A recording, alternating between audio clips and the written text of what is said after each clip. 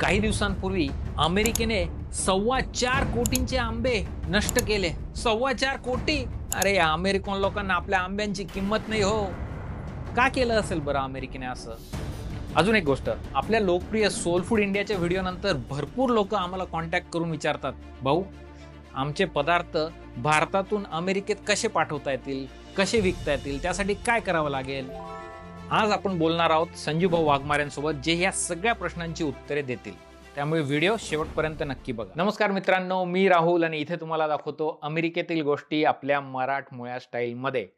आज आपल्यासोबत आहेत संजू भाऊ वाघमारे, जे इथे अमेरिकेत चालवतात फार्म टू टेबल स्पाइसेस. या कंपनीची विशेष खासियत म्हणजे ही कंपनी भारतात तयार झालेले पदार्थ अमेरिकेत इम्पोर्ट करते आणि ते इथे विकते. थँक्यू सो मच संजू भाऊ. वेलकम टू अमेरिकन भाऊ पॉडकास्ट.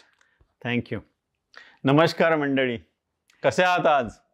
मला वाटतं आपल्याला भरपूर काही प्रश्न आहे, भरपूर लोकांनी प्रश्न विचारले आहे, त्याचं मी थोडंसं समाधान करण्याचा प्रयत्न करतो आज. चला.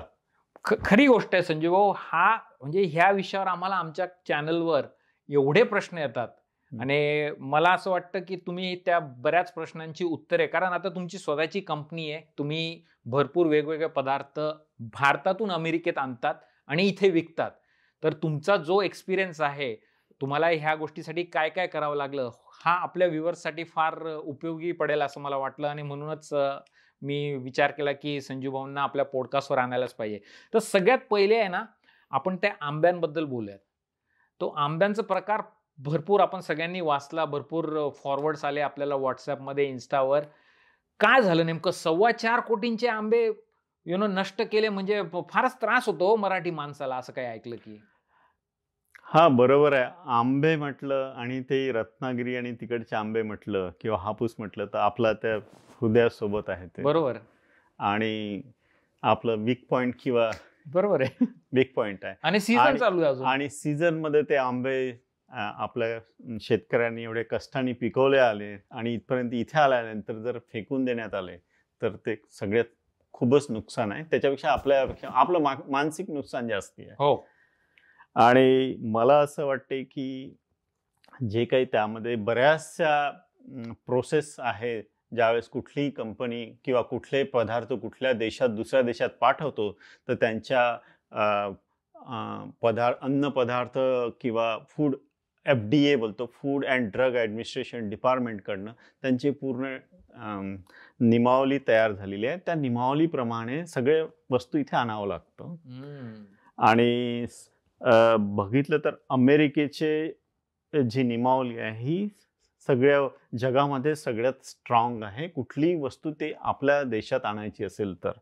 आणि खाद्यपदार्थ म्हटलं किंवा पदार्थ म्हटलं तर त्याच्यासाठी अजून वेगळी नियमावली आणि ती कठोरपणे ती पाळतात ती. तर आंब्याच्या याच्यामध्ये कदाचित आणि त्याचे प्रत्येक डॉक्युमेंट्स, फॉर्म्स, त्यांचे निकष म्हणजे झालं तर त्याच्यामध्ये पेस्टिसाइड्स कंट्रोल झाले, पेस्टिसाइड्स यूज, रेसिड्युअल्स म्हणतात त्याला, की काही त्याच्यामध्ये कीटकनाशकाचा अंश आहे का, त्यानंतर त्याच्यामध्ये हेवी मेटल्स म्हणजे काही जड पदार्थ आहे का, आणि त्याच्यानंतर काही अँटीबायोटिक्स, काही बायोटिक्स आहे का, ह्या सगळ्या टेस्ट होऊन कुठलीही वस्तू इथे येतं. आणि त्या टेस्टसाठी त्यांनी एक नियमावली ठरवलेली आहे, त्याचे निकष ठरवले की हे या लेव्हलच्या वर किंवा या लेव्हलच्या वर ते ऍक्सेप्ट होणार नाही. आणि ते म्हणजे एकतर डॉक्युमेंटेशनचा पार्ट झाला. डॉक्युमेंटेशन मध्ये प्रत्येक ठिकाणी ते चेक होतं आणि ज्यावेळेस पोर्टमध्ये एंट्री होतं त्यावेळेस तर आवश्यक चेक होतं. आणि तिथे जर त्यांना काही डाऊट आला किंवा तिथे जर त्यांना असं काही वाटलं की काहीतरी आहे तर ते सरळ डिस्कार्ड करतात किंवा ते बोलतात की ऍक्सेप्ट करत नाही, तुम्ही परत घेऊन जा. त्यांनी आंबे फेकूनच दिले म्हणे. हो. एकतर मग काय, तेवढ्या 7 समुद्रापलीकडनं इथं आणल्यानंतर ते पोर्ट एंट्री करणारच नाही, ते कस्टम डिपार्टमेंट ऍक्सेप्ट करणार, तर दुसरा एकच ऑप्शन आहे, त्यांना फेकून देणे किंवा परत देणे, घेऊन जाणं. तर परत घेऊन जाणं तर पुन्हा सगळा शिपिंगचा खर्च हे झाला. त्यापेक्षा लोक किंवा जे शिपर्स आहे, लॉजिस्टिक वाले, ते प्रिफर करतात की डंप करून द्यायचं. हा खूप मोठा लॉस आहे. हा सगळा लॉस किंवा तोटा न होण्यासाठी आपण जर पहिले आपलं बेसिक किंवा म्हणजे जिथं आपण इम्पोर्टिंग चालू करतो किंवा प्रोसेस चालू करतो तिथून प्रत्येक गोष्टीत आपण प्रत्येक स्टेप वाईज जर व्यवस्थित माल कसा पुढे प्रोसेस होतो ते जर तिथे व्यवस्थित लक्ष दिलं तर आपला माल यायला काही प्रॉब्लेम नाही आहे. म्हणजे ह्या प्रोसेसमध्ये कुठेतरी काहीतरी तुटी झाली असं तुम्हाला वाटतंय? कुठे काहीतरी झालेलं आहे तिथे. त्याशिवाय हे लोक, कारण अमेरिकन लोकांना पण आंबे खूप महत्वाचे आहे, त्यांना पण खूप आवडतात आणि स्पेशली हापूस, आणि हापूस त्यांना खूप आवडतात इथे. आणि आपण तेवढा हापूस, प्युअर हापूस किंवा जो ओरिजिनल हापूस तो आपण इथे देऊ शकत नाही. एवढी याची डिमांड किंवा लोकांना हे आहे. कारण की आपल्याला बऱ्याच लोकांना माहिती आहे की इथे पण अमेरिकेमध्ये आंबे येतात, इकडून तिकडून आंबे येतात, पण हापूसची वेगळीच काय म्हणतात त्याला टेस्ट आहे किंवा वेगळीच हे. आणि तो म्हणजे आणि स्पेशली आपल्या मराठी माणसाला तर हापूस म्हटलं म्हणजे ते काय एक सॉफ्ट पॉइंट आहे आपल्यासाठी. मराठी नाही, इथल्या गोऱ्या माणसांना पण त्याची सॉफ्ट आहे. भरपूर मी ऐकलं की असे जे टॉपचे रेस्टॉरंट आहेत तिथे असा आपला हापूस जातो आणि तिथं तो सर्व होतो. त्याचा मँगो शेक मिळतं तिथे आणि त्याचा मँगो शेकची टेस्ट तुम्हाला वेगळीच दिसते. यस, बरोबर आहे. आता ना आपण थोडंसं farm to table spices LLC, right, तुमची कंपनी. आता मी इथं हळद दिसतीये, तर आपण थोडक्यात आपल्या व्ह्युअर्ससाठी ही हळद कशी आणली तुम्ही आणि ते एक्सपोर्ट, भारतातून ती एक्सपोर्ट करून किंवा अमेरिकेत ती इम्पोर्ट करण्यासाठी तुम्हाला ह्या हळदीसाठी काय काय करावं लागलं, ह्या हळदीची स्टोरी काय ती ऐकूयात. तर राहुल, ती हळद म्हणजे आपल्या माझघरामध्ये किंवा आपल्या किचनमध्ये सगळ्यात महत्वाची गोष्ट. ही हळद म्हणजे मी विदर्भातला आहे आणि विदर्भामध्ये काही असा एरिया आहे त्या एरियाला ती हळद तिथेच तयार होते. तर त्याला आपण म्हणतो की जसं सफरचंद आहे इथे, बरोबर, काश्मीरचे सफरचंद किंवा इथला फ्लोरिडाचा ऑरेंज म्हणतो, इथं फ्लोरिडाचा ऑरेंज म्हणतो. तर त्या वातावरण, त्याची माती आणि तिथलं वातावरण याच्यामुळे जी काही टेस्ट डेव्हलप होते किंवा जे काही त्याचे गुणधर्म त्याच्यात येतात ते कुठेच येऊ शकत नाही. तर वर्ध्यामध्ये एक वायगाव नावाची हळद तयार होती, ती जात आहे ती, आणि तिच्यामध्ये सगळ्यात जास्ती कर्क्युमिन पर्सेंटेज आहे. हे सगळ्यात जास्ती आहे, जी कर्क्युमिन आपण जे हळदीची क्वालिटी डिसाईड करतो. तर ती हळद सुदैवाने माझे नातेवाईक तिकडे आहे.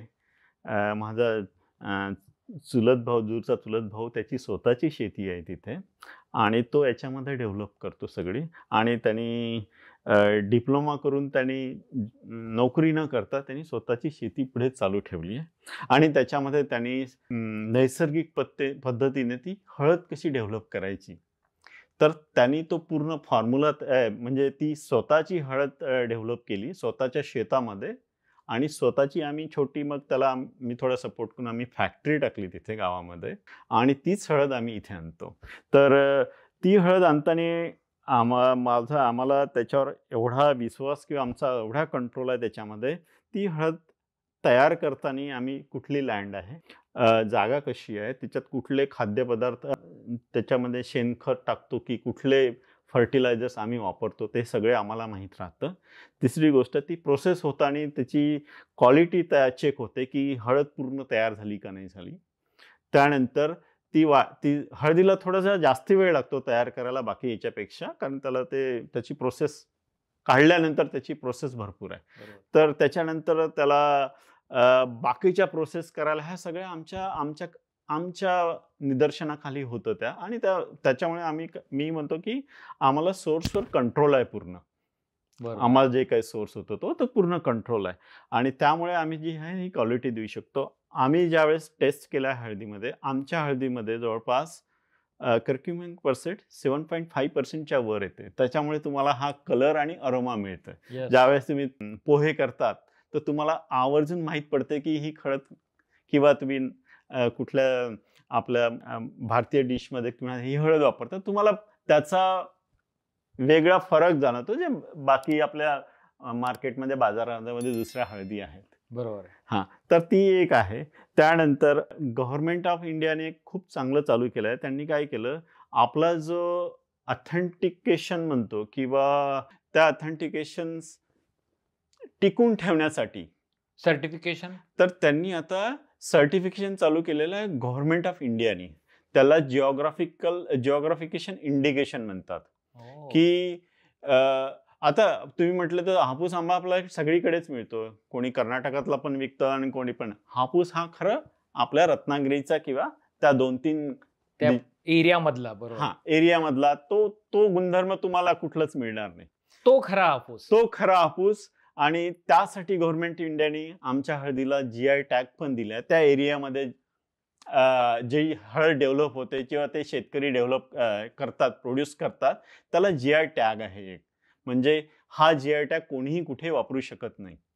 एक प्रकारचा शिक्का आहे. एक प्रकारचा शिक्का आहे आणि ऑथेंटिकेशन आहे आणि हा वर्ल्ड वाईड मान्यता आहे त्याला. गव्हर्नमेंट ऑफ इंडियाने दिला. हा इव्हन तुम्ही गेला आता कोल्हापूरची चप्पल माहिती आहे, त्याला पण GI टॅग आहे. कोणी वापरू शकत नाही तो. आणि कोल्हापूरची चप्पल जी येते त्यावरती ऑथेंटिकेट होऊन येते ती, तो GI टॅग. तर असे बरेचसे प्रॉडक्ट आहे. आमचं तेच प्रयत्न चालू आहे की जे ऑथेंटिकेट आहे आणि जे ओरिजिनल आहे तेच इथे आणायचे. जेव्हा कोणाला असा पदार्थ भारतातून अमेरिकेत पाठवायचा असतो तेव्हा GI टॅग तर पुढची गोष्ट आहे, राईट? सगळ्यात पहिले त्यांना काय करावं लागतं? सगळ्यात पहिले अमेरिकेमध्ये कुठलाही पदार्थ इथे आणायचा असेल तर FDA इथलं जे food and drug administrator department आहे त्यांनी त्यांची नियमावली ठरवलेली आहे.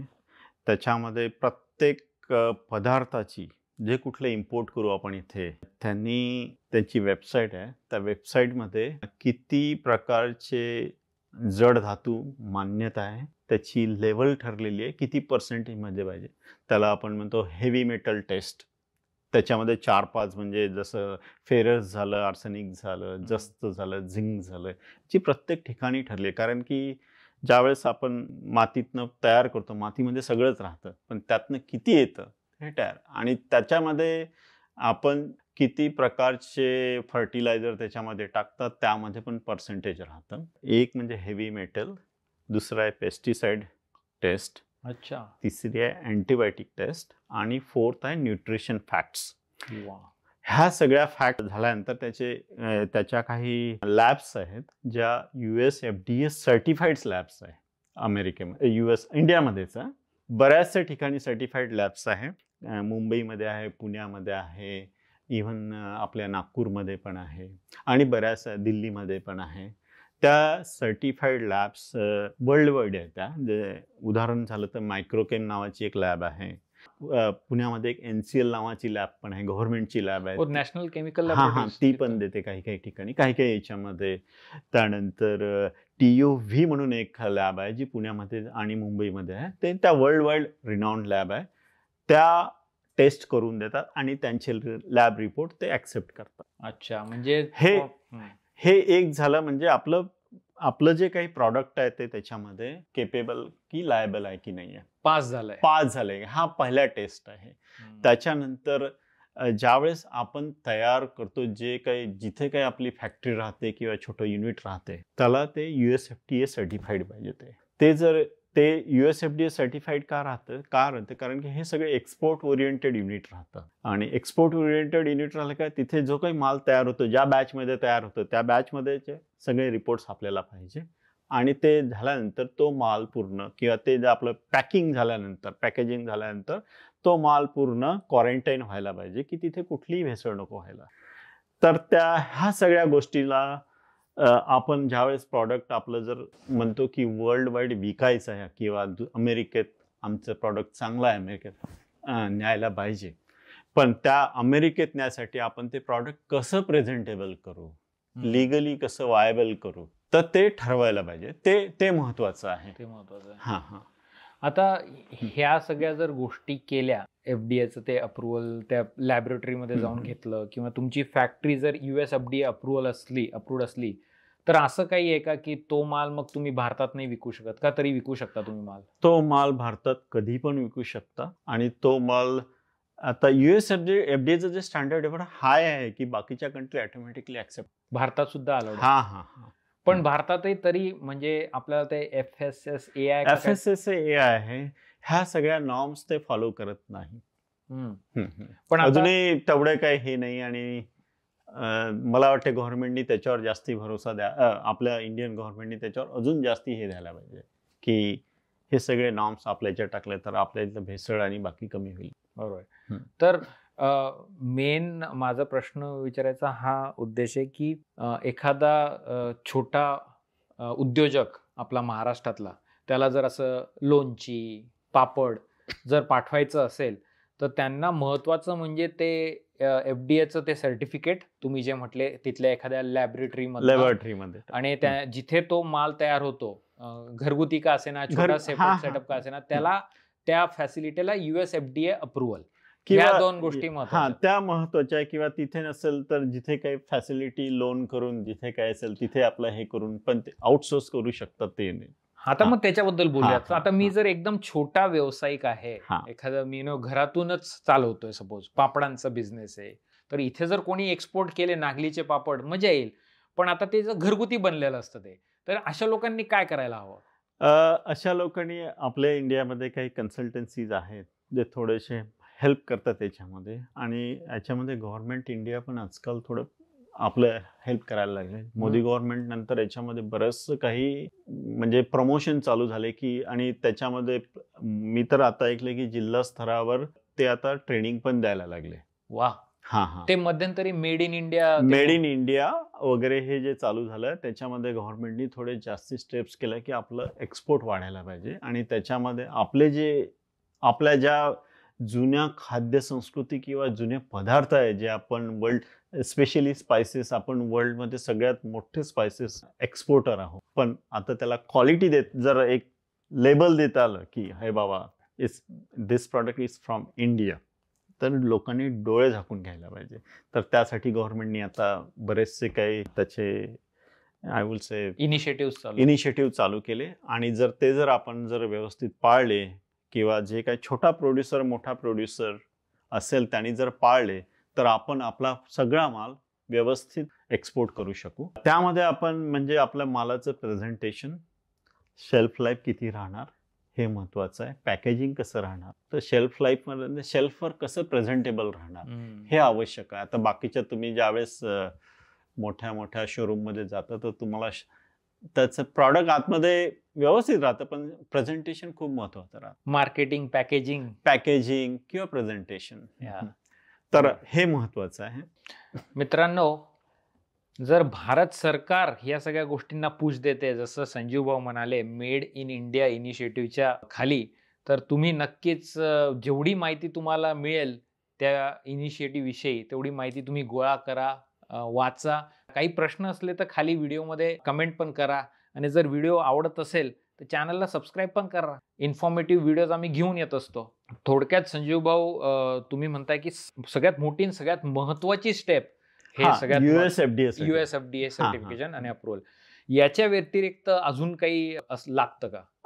अजून लागतं आपल्याला एक इम्पोर्ट एक्सपोर्टचं लायसन्स पाहिजे. जर तुम्ही स्वतः जर एक्सपोर्ट नसेल करत, कोणा थ्रू करत असेल तर त्यांचा IC कोड पाहिजे. जनरली इंडियामध्ये ती फॅसिलिटी अवेलेबल आहे. एक्सपोर्ट करू शकतात लोक दुसरे, फक्त तुमचे डॉक्युमेंटेशन व्यवस्थित पाहिजे.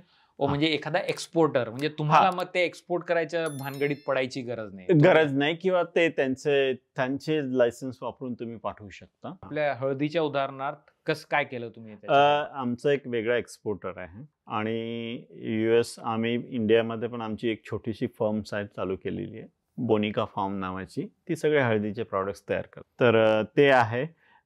तुम्हाला एक मेन म्हणजे इम्पोर्ट तुम्हाला स्वतः जर एक्सपोर्ट करायचं तुम्ही ते पण करू शकता. त्यासाठी IC कोड महत्वाचा आहे आणि ते इझिली अवेलेबल आहे. ज्यावेळेस एक्सपोर्टचं लायसन्स करता गव्हर्नमेंट ऑफ इंडिया प्रोसेस करून देतात. पण जर आपल्या प्रेक्षकांपैकी एखादा लहान उद्योजक आहे, त्यांना तुम्ही काय रेकमेंड कराल की स्वतः IC कोड घ्यायला पाहिजे का एखादा एक्सपोर्टर पकडा आणि त्यांच्या पहिले जाऊ द्या? पहिले म्हणजे आपण सेल्फ सस्टेनेबल होतपर्यंत कोणाची तरी आपण कुणाला तरी आउटसोर्स करून ते त्यांच्याकडनं करून घ्यायचं ते, किंवा त्यांचं वापरून आपण इकडे एक्सपोर्ट करू. म्हणजे त्यामध्ये एक एक्सपोर्टर महत्वाचा आहे, दुसरा लॉजिस्टिक कंपनी, एक्सपोर्टर आणि लॉजिस्टिक कंपनी जवळपास सेमच राहतात ते. त्यानंतर इथे US मध्ये आल्यानंतर क्लिअरिंग एजंट, तेही एक्सपोर्ट कंपन्या त्यांची सर्व्हिस प्रोव्हाइड करतात. अच्छा. तर म्हणजे ऑलरेडी अशा एक्सपोर्ट कंपन्या आहेत मित्रांनो, ज्या तुम्हाला मदत करतील. ते ISC कोड तुम्हाला घ्यायची गरज नाही. जर छोटे घरगुती व्यावसायिक आहात तर ते मदत करतात. तेच तुम्हाला शिपिंग साठी पण तुम्ही म्हणताय, शिपिंग साठी पण मदत. आणि इथल्या काय म्हणतात एजंट, क्लिअरिंग एजंट जो इकडच्या बाजूला त्याच्यासाठी पण मदत करतात. त्याच्यासाठी पण मदत करतात, कारण ते सगळे वर्ल्ड वाईड कनेक्टेड राहतात, कारण की ते त्यांचं प्रोफाईलच तो राहतो. बरोबर, त्यांचं कामच ते आहे ते, की पण मेन आहे आपले डॉक्युमेंटेशन व्यवस्थित पाहिजे. बरोबर. आपण त्या नॉर्म मध्ये आपले प्रॉडक्ट बसले पाहिजे. बरोबर आहे.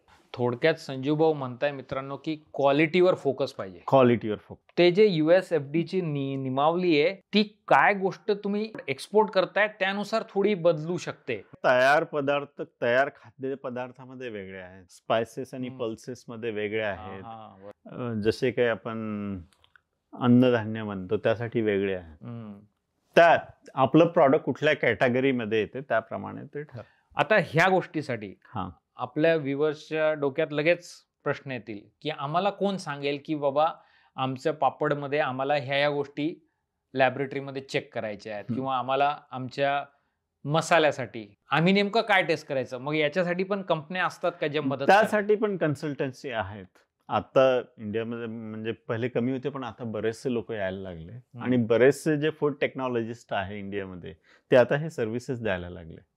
तर माझ्या ओळखीचे एक इंदाणी म्हणून आहे, मिस्टर इंदाणी, ते पण हेल्प करतात. अच्छा. ते फूड टेक्नॉलॉजिस्ट आहे. ते विदर्भातच बेस्ट आहे का? ते औरंगाबादचे आहे, पण त्यांचं पूर्ण महाराष्ट्रात, वर्ल्ड वाईड, पूर्ण भारतामध्ये पूर्ण ते चांगलं फेमस आहे ते. अरे वा. आणि खूप चांगला सपोर्ट करतात. अरे वा. स्पेशली नवीन इम्पोर्ट जे एक्सपोर्टर आहे त्यांना प्रमोट करतात ते. थोडंसं आपण ना पुन्हा जाऊयात तुमच्या कंपनीकडे, फार्म टू टेबल स्पायसेस कडे. हळदीबद्दल तर बोललोच, अजून काय काय तुम्ही इम्पोर्ट करतात भारतातून? ही चहा आहे, ही मसाला चहा आहे. तर या मसाला चहामध्ये कुठलेही फ्रॅग्रन्स नाही आहे. अच्छा. याच्यामध्ये 5 प्रकारचे आम्ही इन्ग्रेडियंट टाकले आहे, जे ऍक्च्युली जसं काय जायफळ झालं, लवंग झाली, सुंठ झाली, तुम्हाला बघितलं हे व्हाईट दिसतात आहे, हे सगळे ऍक्च्युली ते टाकलेलं आहे त्याच्यामध्ये. म्हणजे ज्यावेळेस आपण चहा करताना आपण ते कुटून टाकतो ना, तर ते तसे नाही आहे, ते तुम्हाला ऑलरेडी चहामध्ये मिळतं ते. आणि हा ऑर्गॅनिक चहा आहे, याच्यामुळे तुम्हाला ऍसिडिटी होणार नाही. क्या बात आहे. अपुरा ऑर्गॅनिक म्हणून एक कोलकात्याची कंपनी आहे. अच्छा. ती त्यांचे स्वतःचे चहाचे मळे आहे, चहा स्वतःचा त्यांचा येतो. CTC म्हणजे आसाम मध्ये त्यांचे स्वतःचे मळे आहेत. वा वा वा. तर हा चहा तिथून आलेला आहे. क्या बात आहे. तर हा ते लोक तुम्हाला पाठवतात, मग तुमची कंपनी इकडे एक्सपोर्ट करते. म्हणजे तुमची कंपनी असं पण करते की माल जर असेल राईट तुमचा रेडीमेड, तर तुमची कंपनी तो माल घेऊन इकडे इम्पोर्ट करून तो इथे विकू शकते. तर आता मग हे ऐकून माझ्या व्ह्युअर्सला हा प्रश्न पडणार आहे की संजीव भाऊ, तुम्ही हा चहा त्या कोलकात्यावाल्यांचा विकताय, आमची पापडं, आमची लोणची आणि आमचे मसाले पण विकू शकता का? विकू शकतो. त्याच्यासाठी महत्वाचं म्हणजे आपण त्या पूर्ण प्रोसेस मध्ये जायचं, जे आपण डिस्कस केलं आधी. जर तुम्ही जर ते USFDA सर्टिफिकेशन वगैरे सगळं जर झालं असेल, तर संजीव भाऊ तुमचा माल, तुमचे पदार्थ त्यांच्या कंपनी थ्रू अमेरिकेत आणून इथल्या गिरायकांना, फक्त आपले मराठी नाही, आपले भारतीय गिरायक, गोऱ्या गिरायकांपर्यंत पोहोचू शकतात. आता तुम्हाला हे फक्त यांचं वास घ्या. हे काय? हा केसर. हा केसर आहे आपला, आम्ही इम्पोर्ट करतो. पूर्ण पॅक्ड आहे पण तरी म्हणजे स्मेल येतोय एकदम. हा आपला काश्मीरचा आहे आणि हा पहलगामचा आहे. क्या बात आहे. हाही मी ऐकलं तुमचा भरपूर हिट प्रॉडक्ट आहे. आपल्या ग्रुपमध्ये नेहमी याची डिमांड असते फार तुम्हाला. आणि हा कॉम्पिटिटिव्ह आहे. कास्कोपेक्षा आपण स्वस्त विकतो. कास्कोमध्ये जो येतो तो बारीक येतो, आपला हा प्युअर येतो. याची किंमत इथं अमेरिकेत काय आहे? जवळपास हा 3 ग्रॅम मध्ये येतो. $21 लागते त्याला. $7 पर ग्रॅम येतं. आणि कॉस्को मध्ये त्यांचा जो येतोय तो $10 मध्ये. त्याची क्वालिटी आणि त्याच्यावर खरी किंमत ठरलेली राहते. आणि हे किसान केसर म्हणून आहे. हे माझे सप्लायर आहे आणि हे हनी पण पाठवतात तिथं केस. आता हनी नाही आपल्याकडे, संपलंय सगळं. तर त्यामध्ये काश्मीरचंच मध, काश्मीरचंच मध आणि हिमालयन व्हॅलीतलं मध येते. हळद झाली, केसर झालं, चहा झालं. महाराष्ट्रातलं काय आणतात तुम्ही हळद सोडून? महाराष्ट्रातलं महाराष्ट्रातलं आमचं चालू आहे की इथून तुरीची डाळ आणायची आहे. महाराष्ट्रात जवळपास 40 प्रॉडक्ट येणार आहे. क्या बात आहे. हा, तुम्हाला प्युअर तुरीची डाळ तुम्हाला आता इथे आणल्यानंतर माहिती. त्यानंतर राई झालं, जिरा झालं. जिरा आम्ही उंझावरून आणणार आहे ऑलरेडी माझ्याकडे.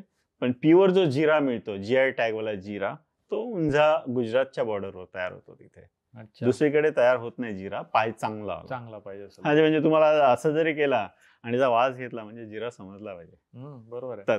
तर तसे प्रॉडक्ट्स आहे आमचे. वा वा वा वा. संजू भाऊ, फार्म टू टेबल स्पाइसेस पुढचे काय प्लॅन आहेत? पुढचे प्लॅन भरपूर मोठे आहेत आणि आम्हाला असं विचार म्हणजे आमचे प्लॅनिंग असे आहे की भारतातले जेवढे GI टॅग प्रॉडक्ट्स आहेत हे सगळे पहिले आपण इम्पोर्ट करू, कारण की आपल्याला आपली ऑथेंटिसिटी पहिले पुढे करायची आहे. वा. आणि जगाला दाखवायचं आहे की भारतातले जे काही प्रॉडक्ट आहे हे खरोखरच चांगले आहेत, उत्तम दर्जाचे आहे. आम्ही इंडियामध्ये माझघर नावाचं एक ब्रँड डेव्हलप केलं आहे. तो माझघर ऑलरेडी युरोपमध्ये आणि दुबईमध्ये गेल्या 15 ते 20 वर्षापासून एक्सपोर्ट करतो आहे. आणि त्यांचं आणि आमचं म्हणजे अंडरस्टँडिंग किंवा आम्ही एकाच लेवलवर काम करतो, कोलॅबरेशनमध्ये. आणि आम्हाला मालाची प्युरिटी, तर त्याचं त्या माझघर समोरचं आमचं रिब्रँडिंग चालू आहे. माझघर आणि फार्म टू टेबल तयार करून आम्ही इकडे सगळे US मध्ये लॉन्च करू. वा. आमचे प्रॉडक्ट थोडे प्रीमियम आहेत, थोडे महाग राहणार पण चांगले राहणार. मला असं वाटतं की जर तुम्ही खरंच क्वालिटी देत असाल तर लोक थोडंसं प्रीमियम द्यायला तयार आहेत. आपल्या प्रेक्षकांना जर कन्सल्टंट पाहिजे असेल तर असे कन्सल्टंट आजकाल भरपूर मिळून जातील. पण एक चांगला कन्सल्टंट कसा शोधायचा, त्यासाठी काय काळजी घ्यायला पाहिजे? कुठलाही कन्सल्टंट शोधताना किंवा आपल्याला कुठल्या काही पुढच्या गोष्टीसाठी हेल्प पाहिजे असेल तर आपण त्या गोष्टीची पहिले शहानिशा करायला आवश्यक आहे. त्या कन्सल्टंटचा प्रिव्हियस एक्सपिरियन्स काय आहे, त्यांनी आजपर्यंत कुठे माल पाठवला आहे आणि त्याची काही कस्टमर लिस्ट आहे, त्यांच्याशी बोलून किंवा असं काही डायरेक्ट शॉर्टकट नका शोधू. त्याच्यामध्ये थोडंसं त्याच्यामध्ये होमवर्क करा आणि नंतर पुढची स्टेप घ्या. बरोबर. स्वस्तात कोणीतरी देतंय सर्टिफिकेशन तेच चांगलं आहे असं नाही, त्या स्वस्ताला बळी पडू नका. तर मित्रांनो, मी अपेक्षा करतो की तुमच्या मनातले जे काही प्रश्न होते, अमेरिकेत माल कसा पाठवायचा भारतातून महाराष्ट्रातून, त्याची उत्तरं तुम्हाला मिळाली असतील. तुम्हाला जर अजून काही प्रश्न असतील तर खाली कमेंटमध्ये नक्की कळवा. संजू भाऊ कमेंट वाचतील आणि ते तुमच्या प्रश्नांची उत्तरे देण्याचा नक्कीच प्रयत्न करतील. तुम्हाला हा व्हिडिओ आवडला असेल ही अपेक्षा करतो. जर तुम्हाला हा व्हिडिओ आवडला असेल तर हा दुसरा व्हिडिओ पण नक्की बघा. भेटूयात लवकरच एका नवीन व्हिडिओमध्ये. तोच तर वाजव रे.